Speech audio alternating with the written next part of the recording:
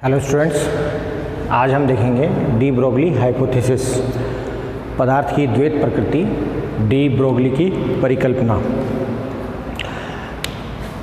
सो D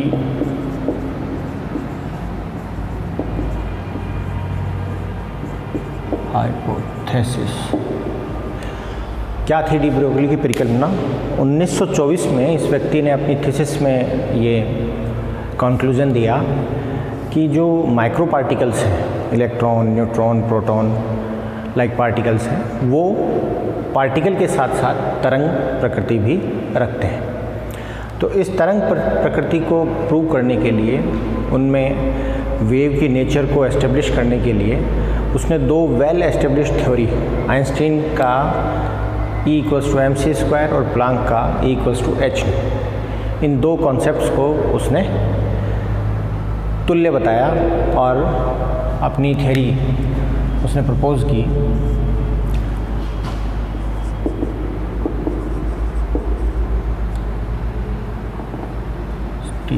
Einstein का जो था E=mc² वेल नोन है, और प्लैंक ने कहा E=hν। डी ब्रोगली ने कहा दोनों इक्विवेलेंट हैं, सो hν mc² और hc by lambda mc², cancel out, mc=p h upon lambda और लैम्डा h/p। और ये वो कंक्लूजन है जहाँ से क्लासिकल मैकेनिक्स क्वांटम मैकेनिक्स से सेपरेट होती है। ये वो रिज़ल्ट है जिसने पूरी मैकेनिक्स की जो थिंकिंग प्रोसेस है उसको चेंज कर दिया। तो इस कॉन्सेप्ट को आप ऐसे समझें कि लैम्डा जो है वो है h/m/c।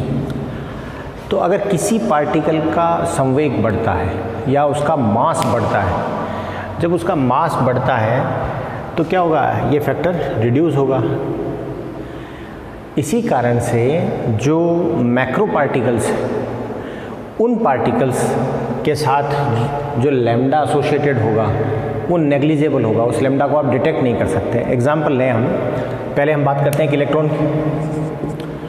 तो इलेक्ट्रॉन जो है उसके लिए मास है 9.1 × 10⁻³ किलोग्राम, और इलेक्ट्रॉन की जनरलाइज वेलोसिटी हम 10⁵ करीब ले सकते हैं, 10⁵ अराउंड 1.2, 1.3, 1.2। तो ये इलेक्ट्रॉन की वेलोसिटी है, ये इलेक्ट्रॉन का मास है। h हमें पता है 6.6 × 10⁻34। तो हम ये अगर डेटा यूज़ करें तो हमें जो रिज़ल्ट मिलेंगे, वो रिज़ल्ट जो होगा वो अराउंड मिलेगा 60.7 angstrom. So 60.7 angstrom is a significant wavelength. ये कोई वेवलेंथ को रिप्रेजेंट कर रहा है, ये लैम्डा को रिप्रेजेंट कर रहा है। बट अब अगर आप एक जनरलाइज हल्का जो है मैक्रोमोलिक्यूल लें, मान लो उसका मास है वो है 0.1 किलोग्राम, 100 ग्राम की कोई बॉल है, आप उसे यूज़ करें और आप उस बॉल को फेंकते हैं, तो मान लीजिए कि आप मैक्सिमम 10 मीटर पर सेकंड से फेंक रहे हैं, तो जो आपको पार्टिकल का जो मिलेगा वो होगा 6.6 × 10⁻34 लैम्डा मीटर, ये मिलेगा उसका लैम्डा। अब आप ये देखिए कि इस रेंज का लैम्डा क्या पॉसिबल है? पॉसिबल ही नहीं। That means it may be taken as 0। You can say -24 angstrom, -24 angstrom, that means that is next to 0. Okay, so purpose क्या है इस बात को समझने का? पर्पज़ ये है कि डी ब्रोगली ये कहता है कि जैसे जैसे पार्टिकल की साइज़ बढ़ती है उसकी जो वेव नेचर है वो डैमिनिश होती जाती, ख़त्म होती जाती है, लेकिन माइक्रो पार्टिकल्स में पार्टिकल जो है वो वेव नेचर रखता है। मैंने मेरे फर्स्ट लेक्चर में भी आपको कहा था कि अगर हम कोई इलेक्ट्रॉन गन लें और उससे इलेक्ट्रॉन्स का बम्बार्डमेंट करें तो हमें जो डिटेक्टर स्लिट पे जो प्लॉट मिलेगा वो प्लॉट किसी सीधी रेखा में गति करने वाले पार्टिकल का न मिलके आपको किसी वेव के इक्विवेलेंट प्लॉट मिलेगा। तो 1924 में डी ब्रोगली ने ये एस्टेब्लिश किया और लगभग 3 साल बाद डेविस एंड जर्मर ने अपने प्रैक्टिकल से इस चीज़ को प्रूव भी किया और उसने ये देखा कि जो स्पेक्ट्रा आता है, जो डिफ्रैक्शन पैटर्न आता है, वो विवर्तन जो जिस तरह का है वो बिल्कुल इलेक्ट्रॉन का विवर्तन वैसा ही है जैसा कि एक्सरे का होता है। तो डेविस एंड जर्मर ने अपने प्रयोग में क्या किया? डेविस एंड जर्मर ने एक फिलामेंट लिया और उससे इलेक्ट्रॉनिक गन और निकिल की एक क्रिस्टल पे उसको बम्बार्ड किया और उससे निकलने वाले इलेक्ट्रॉन्स की स्टडी की। तो उसने एक डिफ्रैक्शन पैटर्न देखा। अब ये इलेक्ट्रॉन यहाँ जब जाएगा तो उसकी गति अच्छी होनी चाहिए, इसलिए हमने इसको 40 to 60 इलेक्ट्रोवोल्ट का वोल्टेज दिया। इतना वोल्टेज इसको एक्सेलरेट किया इनको, इससे निकलने वाले रेज को, पार्टिकल्स को, और वो निकल प्लेट से होके जब डिफ्रैक्ट होते हैं इस निकल प्लेट से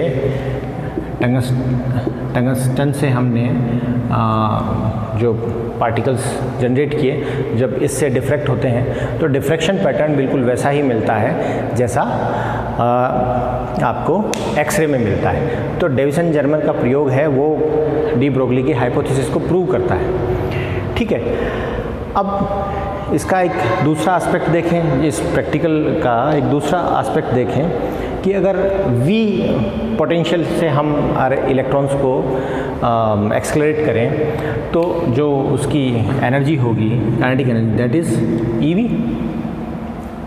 जो काइनेटिक एनर्जी है ½ mv² जिसे हम कहते हैं, that will be EV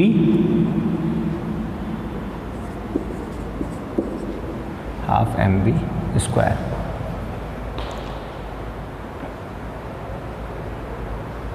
okay, आपको पता है lambda equals to h/mv।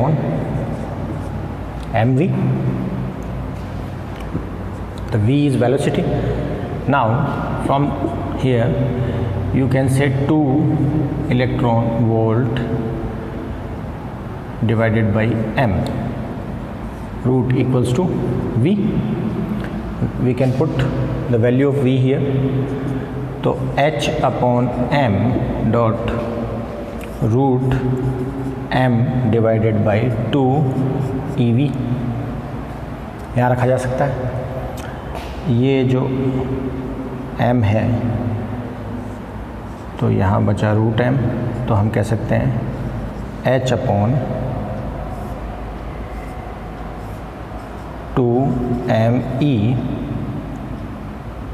v। अब आप इसमें देखें तो h is a constant, 2 is a constant, mass of electron is a constant and E the charge of electron 1.9 into 10⁻⁻19 coulomb is also a constant. तो यहाँ सिर्फ एक राशि है, दैट इज़ वोल्टेज, जो वोल्टेज आप एक्सेलरेट कर रहे हैं, और वो वोल्टेज इस लैम्डा को अगर डिफाइन करता है तो ये कॉन्सेप्ट डिफाइन होता है कि पार्टिकल्स जो हैं वो वेव नेचर रखते हैं, और इस लैम्डा का जो डिफ्रैक्शन पैटर्न है वो वास्तव में ये रिफ्लेक्ट करता है कि एक्सरे अगर होती इसकी जगह तो जो पैटर्न आता वो भी वैसा ही आता। तो जो डी ब्रोगली हाइपोथेसिस थी उसको डेविस एंड जर्मर के एक्सपेरिमेंट से जब प्रूव किया जाता है तो आपको वैसे ही रिजल्ट मिलते हैं। तो इसका रिजल्ट आता है 12.26 डिवाइडेड बाई √v एंगस्ट्रम। तो अब जो भी वोल्टेज होगा वो डिफाइन करेगा कि लैम्डा कितना होगा। तो this is very small but very significant theory, the de Broglie hypothesis. But इसका जो सबसे इम्पोर्टेंट एप्लीकेशन है वो इस चीज़ को प्रूव करने में है कि बोहर थ्योरी थी, उस बोहर थ्योरी में आप देखें जो सेकंड पोस्टुलेट है that is mvr equals to nh upon 2 pi, mvr equals to nh upon 2 pi. This was second postulate of Bohr concept, पिछली क्लास में हमने देखा था ये। इसको आप बता सकते हैं कि अगर डी ब्रोगली सही है तो ये चीज़ सही है, अदरवाइज़ ये जो हाइपोथेसिस था ये हाइपोथेसिस ही रह जाता। तो आप देखें कि अगर कोई सर्कुलर मोशन में कोई वेव अगर मूव कर रही है, सर्कुलर मोशन में कोई वेव अगर मूव कर रही है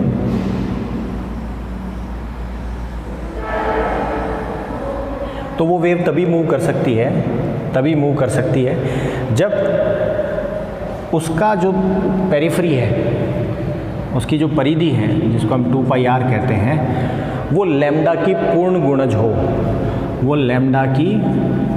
गुणज हो, अगर परिधि लैम्डा की पूर्ण गुणज नहीं है, तो क्या होगा कि यहाँ से मान लो इस तरह से आता है, तो इस तरह का लैम्डा अगर आता है तो ये यहाँ क्लैश करेंगे, और ये जो क्लैशिंग है इससे जो नेक्स्ट पैटर्न बनेगा उससे ये इंटरफेरेंस एक दूसरे से क्या करेंगे, ये जो व्यतिकरण होगा ये विषमपोषी टाइप का व्यतिकरण होगा, डिस्ट्रक्टिव इंटरफेरेंस होगा, और उससे ये वेव लॉस हो जाएगा, ये वेव ख़त्म हो जाएगी।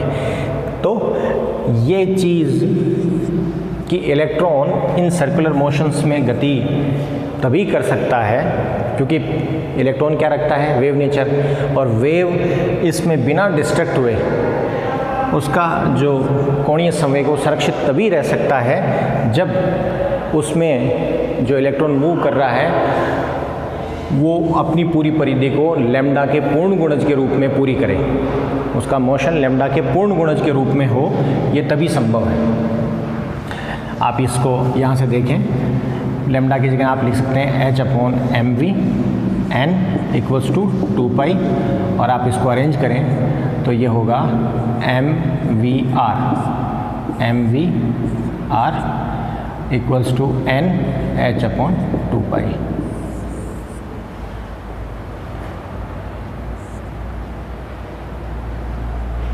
n h अपॉन 2 पाई, और यही क्या था, बोहर का कॉन्सेप्ट था। तो बोहर जो कॉन्सेप्ट था उसको डी ब्रोगली हाइपोथेसिस प्रूव करती है, और इसी कारण क्या है कि इस वेव का, ये वेव नष्ट नहीं होती, वेव बनी रहती है, और जो थ्योरी है कि कोणीय संवेग संरक्षित रहता है उन विशिष्ट क्वांटम कक्षाओं में, वो बोहर की थ्योरी है वो सस्टेन करती है। Okay, thank you.